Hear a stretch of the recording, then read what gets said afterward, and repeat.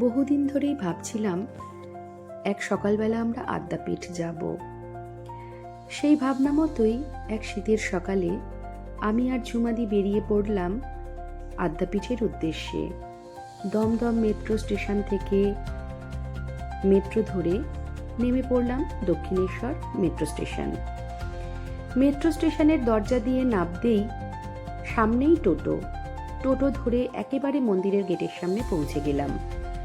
মন্দিরের ঠিক উল্টো দিকেই ডালার দোকান থেকে পুজোর ডালা নিয়ে আমরা পুজো দিলাম আদ্যা মাকে। সেখানে 10:30টার আরতি দেখার সৌভাগ্য হলো আমাদের সেদিন। এরপর 3 নম্বর কাউন্টার থেকে আমরা ভোগের জন্য কুপন কাটলাম। এখনকার কুপনের দাম হলো 80 টাকা করে।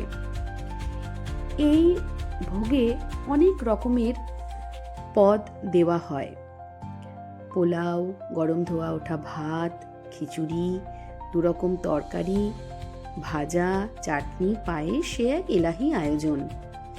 আমাদের সেই অসাধারণ অতুলনীয় ভোগ গ্রহণ করার সৌভাগ্য হয়েছিল সেদিন।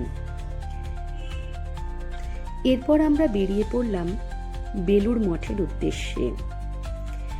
সেদিন বেলুড় মঠের গেট খুলে গিয়েছিল 3:30টায়। বিকেল 3:30টায় বেলুড় মঠে ঢুকে প্রত্যেকটি মন্দির দর্শন করে গঙ্গার ঘাটে কিছুক্ষণ কাটিয়ে সন্ধ্যারতি এবং সন্ধ্যা ভজন শুনে আমরা এক অপূর্ব অনুভূতি নিয়ে সেদিন বাড়ি ফিরেছিলাম। অসাধারণ কেটেছিল আমাদের সেদিনটা।